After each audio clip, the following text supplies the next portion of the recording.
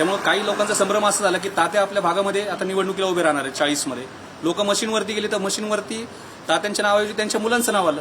मग खरा डमी उमेदवार हा आहे की लोकांना दाखवलंय आणि उमेदवार दुसरा दिला. म्हणून आपण इतरांना जर आपण डमी उमेदवार म्हणत असाल तर हे चुकीचं आहे. ज्या काँग्रेसकडे आपण पुणे लोकसभेची उमेदवारी मागत होतात त्या काँग्रेसवरती आपण भारतीय जनता पार्टीची हातमिळवणी केली असा आरोप करताय.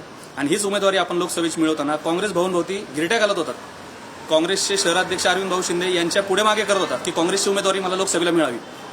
म्हणजे आपण विचार करायला पाहिजे की ज्या पक्षाची उमेदवारी आपण मिळवण्याकरता इतके प्रयत्न केले त्या पक्षावरती आपण आरोप करता की भाजपशी आपण हातमिळवणी केलेली आहे. त्याच्यामुळे आपण थोडंसं आता रील स्टार, फेसबुक हिरो ह्याच्यातनं या भूमिकेतनं बाहेर पडा. शेवटी आपल्यासारख्या कार्यकर्त्याला बघून आम्ही मोठे झालेलो आहोत. आपण शेवटी भारतीय जनता पार्टीला विरोध करणारा कुठलाही असो, कार्यकर्ता असो, त्याच्या खांद्याला खांदा लावून काम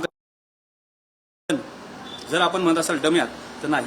कोंढवा भागामध्ये बधे, साळवे आणि कामटे हे ब्रँडच आहेत. डमी उमेदवार तुम्ही आहात आणि म्हणून तुमच्या डमी उमेदवारांनी शेवटी लोकांच्या समोर जात असताना मी काँग्रेस पक्षाचा उमेदवार, मी राहुल गांधींचा उमेदवार, मी अरविंद शिंदेंचा उमेदवार, मी प्रशांत जगतापांचा उमेदवार म्हणून गेलो आणि आपला मुलगा मी फक्त वसंत तात्यांचा मुलगा आहे म्हणून मला मतदान करा या भूमिकेतनं गेलं. आणि म्हणून माझ्या विचारधारेला लोकांनी मतदान केलं आणि तुमच्या मुलाला फक्त तुमच्याकडे पाहून लोकांनी मतदान केलं.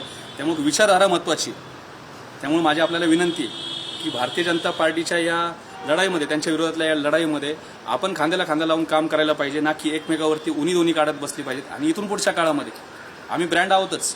जसं तुम्ही तुमच्या कात्रज भागामध्ये ब्रँड आहात तसं कोंढव्यामध्ये कामठे हे ब्रँड आहेच. त्यामुळे आपल्याला विनंती की आपण इथून पुढे असे बिनबुडाचे आरोप करू नका. आपण ज्यांना म्हणलात की प्रशांत दादांच्या गाडीमध्ये उमेदवार फिरणारे लोक हे या भागातले उमेदवार होते. मग आपल्या ब मध्ये ज्यावेळेस आपल्याला उमेदवार मिळाला नाही त्यावेळेस आपण काँग्रेसच्या उमेदवाराला 100 फोन केले की तू ब मध्ये ये आणि ओबीसीमधून तू उमेदवारी घे. काँग्रेस पक्षाच्या क मधल्या उमेदवाराला आपण काँग्रेस पक्षाने अधिकृत उमेदवारी दिली होती. तो उमेदवार शेवटच्या तासाभरामध्ये फोडून येण्याचं पापही आपणच केलेलं आहे. म्हणून काँग्रेसच्या उमेदवारांना तुमच्या स्वतःच्या पॅनलमध्ये आपण घेऊन आपण ज्या खुशारक्या मारत होतात की शिवसेनेचा पॅनल खूप स्ट्रॉंग आहे हे लोकांच्या समोर आलेलं आहे. आणि म्हणून थोडासा पराभव शेवटी मी नवीन कार्यकर्ता आहे. आज लहान तोंडी मोठा घास घेतोय. हा पराभव मी मान्य करतोय. तो मशीनवरचा पराभव आहे, कागदावरचा पराभव आहे. पण या पराभवातनं आम्हाला आत्मविश्वास दिलेला की आपण लोकांच्यापर्यंत जर चांगलं विजन घेऊन गेलो, चांगलं काहीतरी घेऊन गेलो तर लोक आपल्याला स्वीकारतात. त्यामुळे या भागामध्ये भारतीय जनता पार्टीच्या विरोधात प्रभाग क्रमांक 40 मध्ये लढण्याकरता दादाश्री कामटे, अलका बधे आणि रोहित साळवे हे सक्षम आहेत. बाहेरच्या लोकांनी आम्हाला शिकवण्याची गरज नाही.